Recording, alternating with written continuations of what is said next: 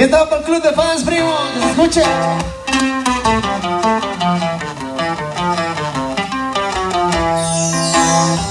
Se dice así.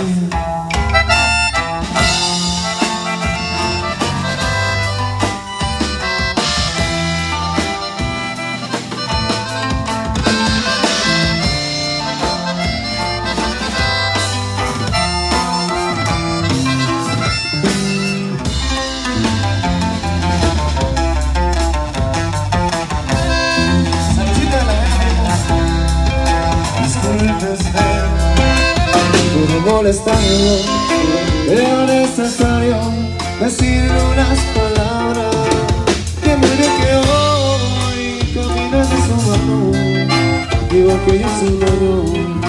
Ella lo hacía conmigo, le voy a aconsejar el modo más amable, pero indispensable decirle unas palabras.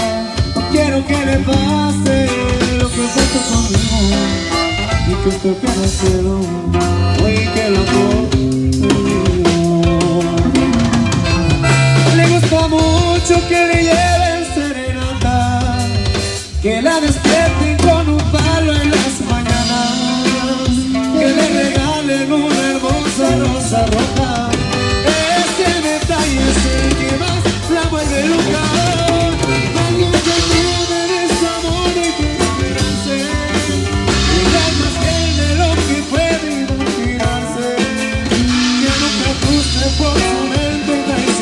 ¿Cómo?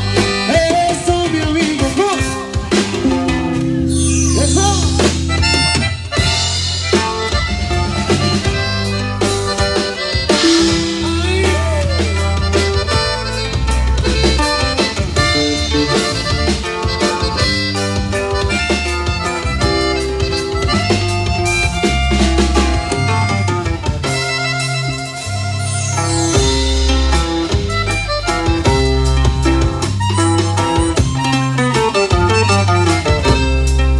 Le voy a aconsejar de modo más amable, pero indispensable decirle unas palabras.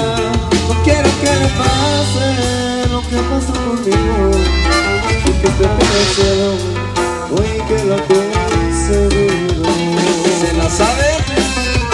Le gusta mucho que le lleven serenata, que la despierten con un beso en las mañanas, regalen una hermosa rosa roja.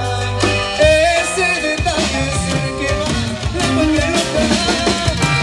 Se abone de su amor y que se merece. Ya quiero que pueda olvidarse, que nunca cruce por su mente.